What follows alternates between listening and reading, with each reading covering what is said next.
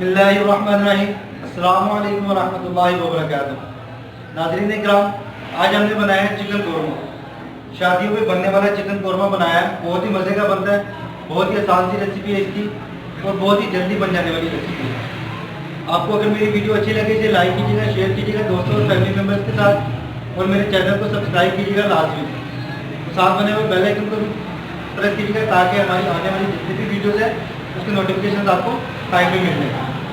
तो आपको दिखाते हैं कि हमने चिकन कौरमा कैसे बनाया और इसके लिए हमें किन किन चीज़ों की ज़रूरत थी और हमने उन चीज़ों को किस किस तरीके से इस्तेमाल किया। तो चलिए गाइस देखते हैं। तो नाज़रीन इकराम, कौरमे के लिए हम लोग सबसे पहले चिकन को फ्राई करेंगे अच्छे से। ये आप लोग देख सकते हैं चिकन जो है ना वो फ्राई हो रहा है, और इससे पहले भी हमने चिकन ये फ्राई करके निकाल लिया हुआ, उस बर्तन में भी निकाला हुआ है, और ये अभी हम लोग चिकन फ्राई करके निकाल रहे हैं।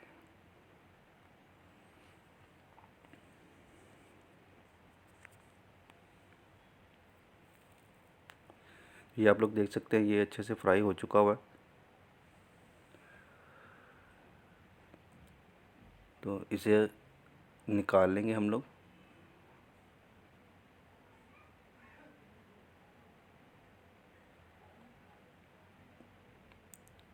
और इसी तरह हम लोग बाकी का जो चिकन है उसे भी फ्राई कर लेंगे। तो कौरमे के लिए सबसे पहले चिकन को फ्राई ही करना पड़ता है गाइस। इसे हम लोग अच्छे से फ्राई कर लेंगे और इसके बाद फिर इसकी ग्रेवी तैयार करेंगे।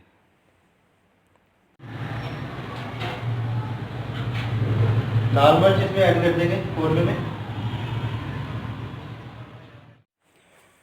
तो गाइस इसके बाद हम लोग हल्दी पाउडर ऐड करेंगे।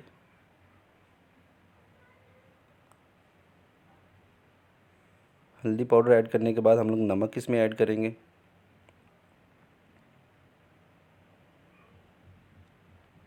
नमक ऐड करने के बाद इसमें लाल मिर्च कुटी हुई, जिसे दड़ा मिर्च भी कहते हैं, ये हम लोग इसमें ऐड कर देंगे। और मुझे नमक थोड़ा सा कम लगा तो इसलिए मैं नमक इसमें और ऐड कर दूंगा, क्योंकि उस बर्तन में था ही थोड़ा सा नमक। और ये जो देग हमने चूल्हे पे चढ़ा रखी है, इसमें हमने लहसुन, अदरक, हरी मिर्च और प्याज, इन चार चीज़ों का मिक्सचर बनाया है। इन्हें ग्राइंड किया है और इसमें हमने दही को शामिल किया है। दही को शामिल करके एक मिक्सचर सा बना के तो चूल्हे पे चढ़ा दिया। उसी में हमने ये नमक मिर्च मसाला जात जो है ना वो ऐड किए हैं।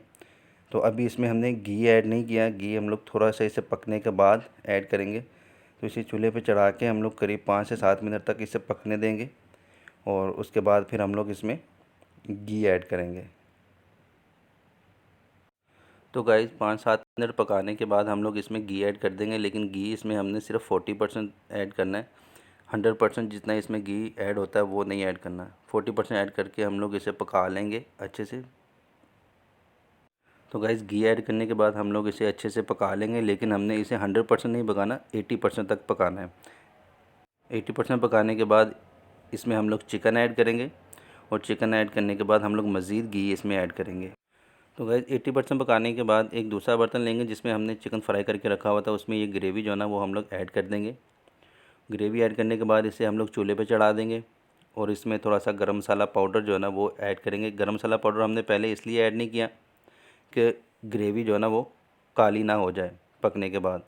उसके बाद इसमें हम लोग घी ऐड करेंगे। आपको बताया था पहले हमने 40% घी ऐड किया था, अब 60% जो रहता था वो घी ऐड करेंगे।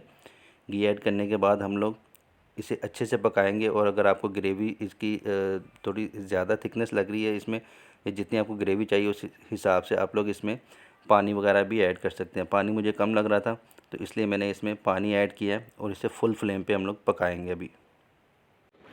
तो गाइस इसका फ्लेम हमने फुल कर दिया हुआ है, और इसे फुल फ्लेम पे हम पकाएंगे, अच्छे से उबाल आ जाए इसको।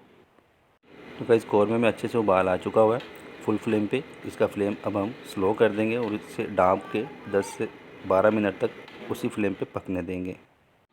तो गाइस कौरमे को 10 से 12 मिनट हमने स्लो फ्लेम पे पकने दिए, ढाँप के पकाया इसे, और आप लोग देख सकते हैं इसका ऑयल जो है ना वो अच्छे से सेपरेट हो चुका हुआ है और इस पॉइंट पे कौरमा हमारा बिल्कुल रेडी हो चुका हुआ है बनके। ये शादियों में बनने वाले कौरमे की रेसिपी आप लोगों के साथ शेयर कर रहा हूँ कमर्शियल तरीके से, जैसा कि शादियों में बनाया जाता है कौरमा। तो नाज़रीन इकराम, चिकन कौरमा शादियों में बनने वाला जो है ना वो बनके बिल्कुल हमारा रेडी हो चुका हुआ है। आप लोग इसे घर पे लाजमी ट्राई कीजिएगा, बहुत ही मज़ेदार सा बना हुआ है। और इसी के साथ मैं अब्दुल्ला जी आपसे इजाज़त चाहता हूँ। अपना और अपने घर वालों का बहुत ज़्यादा ख्याल रखिएगा, मुझे अपने दुआ में याद रखिएगा। अल्लाह हाफिज़।